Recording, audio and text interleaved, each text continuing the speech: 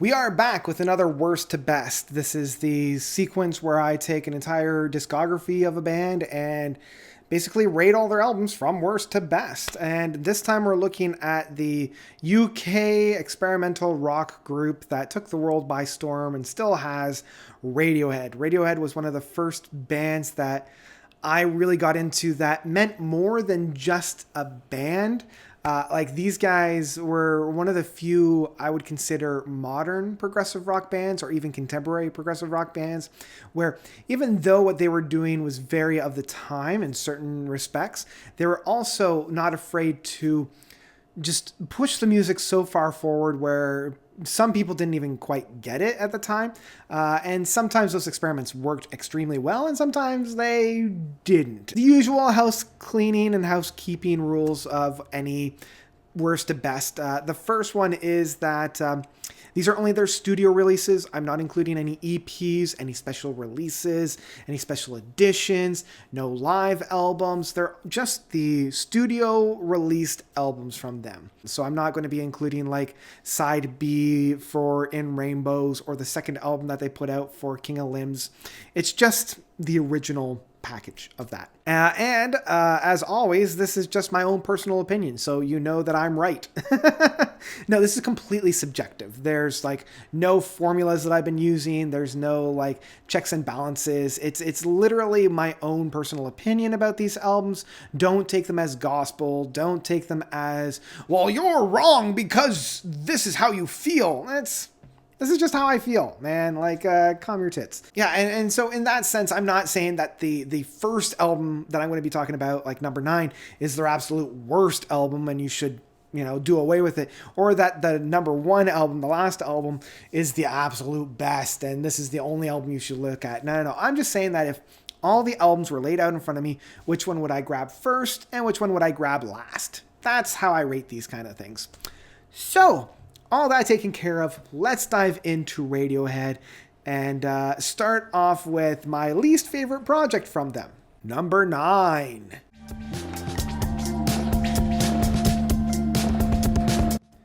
King of Limbs, released in 2011. So I think we can all kind of agree that King of Limbs isn't necessarily their best output, and it's in no means a bad album. It's just, this is the one that I return to the least amount. I think it's an experimentation of like this electronic soundscapes that don't really quite work for me. There's a lot of chatter on this album. There's a lot of like strange time signatures for no real apparent reason. And I honestly, to a gun to my head, couldn't tell you a single track off this album. I have it on my collection because I saw it in a bargain bin for like $5 and I'm like, well, it's not a bad album. That's all I can really say about this. At the end of the day, that's the most I can say is that it's not a bad album. So yeah, let's move on from there. Number 8.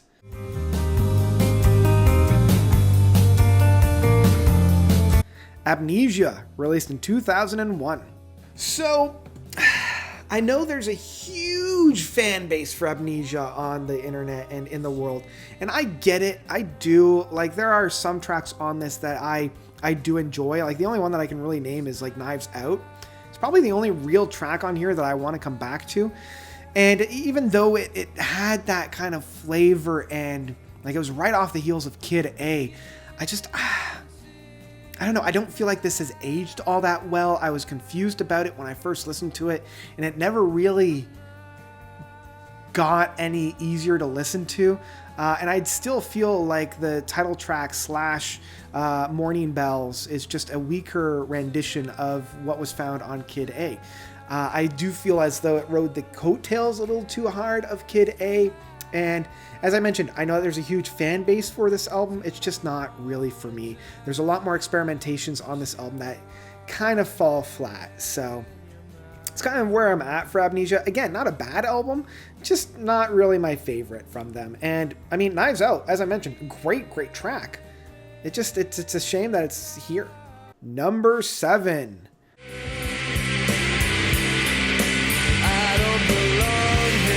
Pablo Honey, released in 1993. Their debut album.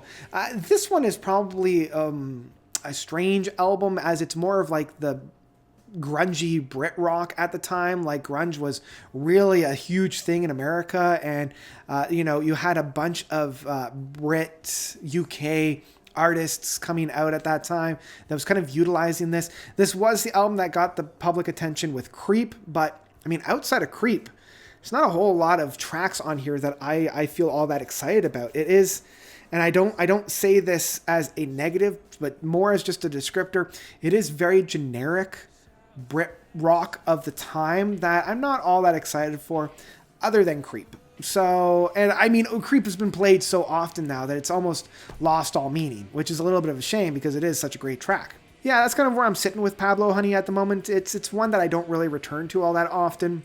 I feel like they've done much better works of this vein, but I mean, for a debut album, it's still really good. Like, these kids were young at the time. So yeah, let's move on from there. Number 6.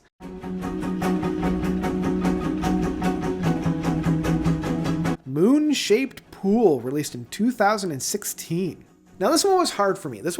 Because I genuinely do enjoy this album a lot. I really, really do. I love how somber it is. I love how intimate and mellow and melancholical it is.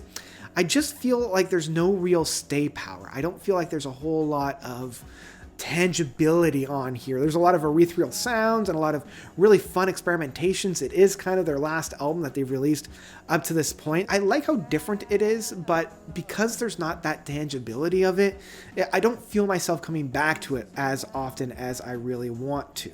Number 5. The green plastic watering can. The Bends, released in 1995. So, sophomore album. I think that they really, really improved their sound. They're starting to feel themselves out, starting to figure out what's making them different than the average Brit rock of the scene. And this has a lot of standout tracks. Like, my favorite track of, well, I wouldn't say my favorite track, but like one of my favorite tracks from them of Fake Plastic Trees is on here. And I love how you're starting to feel the essence of Radiohead on this album. They still have a little bit of rough edges, and they still have a little bit of that leaning on their influences a little too much on this album, but I still feel as though they're breaking out of the mold, and they're starting to really like identify what it means to be Radiohead. Number 4. Are you such a dream? Hail to the Thief, released in 2003. All right, so if you had asked me even a year ago where Hail to the Thief was going to be on this list, I would have put them really far down there. As I mentioned before a number of times, Hail to the Thief was my first real disappointment album. This was the first album that I was extremely looking forward to. I was ready for something new. I loved like some of the themes and lead-ups, but what I found is that this album is a monster in a lot of different forms, because I remember somebody somewhere once saying that it was a monster, and it really fits the essence of this album. And I've grown to love and appreciate this. Not every single song works on this album. I do feel as though this album holds some of the weaker tracks in their discography, but it also holds some of the best tracks from them. I love the variety on here, even though I would use the word of mixed grab bag to talk about this album. I don't use that as a negative. It's more of a variety, and I really love the breadth of styles that we find on here. I've grown to really appreciate this album as it has matured very, very well. So yeah, that's why it's really risen in the ranks of some of my favorite music from Radiohead. Let's move into the top 3. Number 3.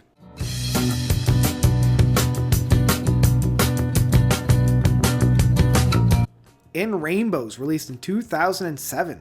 In Rainbows blew me away. Like, the sounds that they were able to capture on this, the maturity, the tangibility, because up to this point, their last like 3 to 4 albums were very intangible in a lot of different ways. And in some ways I love that, but it did get to be a little much. In Rainbows is so solid. Like, I don't know if I'm the only one that thinks this, but I do feel like this is their like almost Beatles like album. There's a lot of different tracks off of here that feel like if the Beatles White Album was concised into a single disc, this is kind of what we would have if presented through the lens of Radiohead. I love the different styles on here. I love the different ebbs and flows. I love like the Strange Fishies, 13 Steps, and Jigsaw falling into place. They're all so brilliant and I love them. I feel like In Rainbows is kind of the darling album from Radiohead. I feel like it's the one that gets overlooked by the general public, but from the fan base, they hold it in high regard for a very, very good reason. And it is one of my favorite albums from them.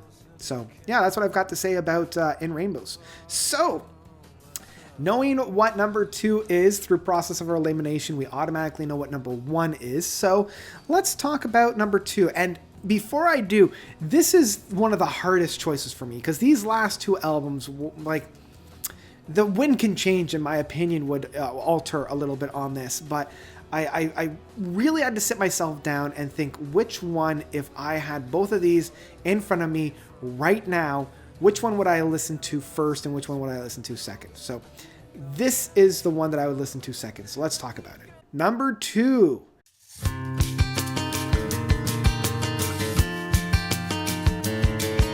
OK Computer, released in 1999.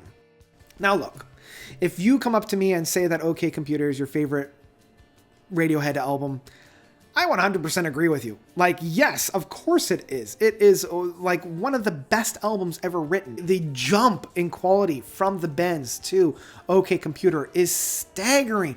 The fact that they released this in 1997, it blows me away, the plethora of brilliance on this, the experimentations of the craft, the taking this grunge style of rock and rejuvenizing it and repackaging it into this melancholical, almost shoegaze rhythm styles is so unique. Like there's no other album that is even close to being like OK Computer.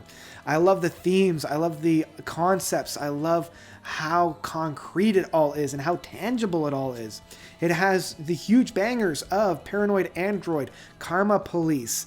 I still even love some of the smaller ones, like Airbag, and even my favorite track of Exit Music for a Film, which was originally written, I believe, for Baz Luhrmann's Romeo and Juliet, and then Baz listened to it. He was like, guy, no, a little too depressing for Romeo and Juliet, which is really saying something.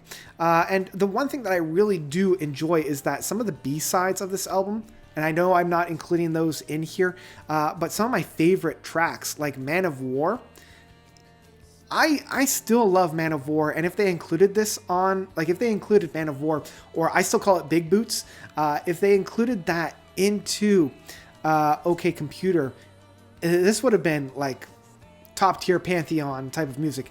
It already is, but anyway, there you go. I still can't get enough of OK Computer, and I listen to it at least once a year. But it's not my number 1. It's not the one that I would say that I would listen to even more. So now that we've gotten that out of the way, let's talk about number 1.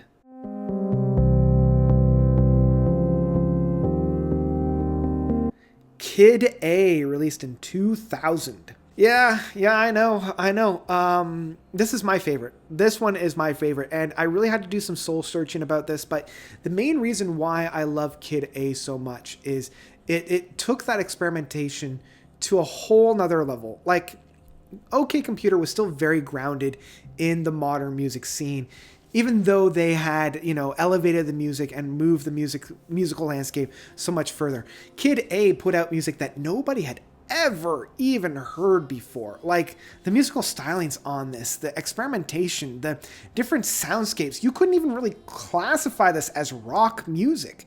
And it really did start this whole other era for Radiohead. Like it set the stage for what they were going to do from here. Every single time that I listen to it, even though it's now 20 years old, I'm still discovering new things about this album.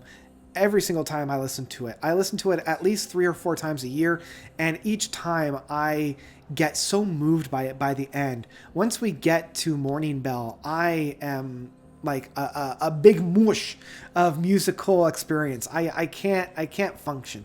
I love it. I love how, on the one hand, ethereal and unattainable it is, but on the other hand, it's a mirror of what I like experience. Like, I see myself in this album.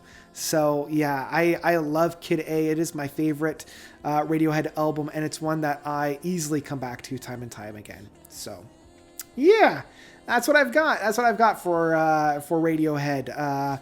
Their whole discography, rated from their worst album to their best album. What did you guys think? How do you agree with my list? How do you disagree? What is your favorite? What is your least favorite? What is your list? Let me know by commenting down below. Yeah, I really hope you enjoyed this one. This was a lot of fun for me to dive into. Got me back into some Radiohead grooves that I've been planning to make this video for well over a year. So I'm glad that I was able to actually sit down and get it out.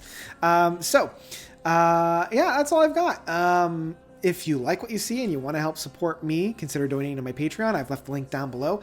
Even $1 a month really does go a long way. You get your name at the end of the credits, and I can't help but thank each and every single one of them.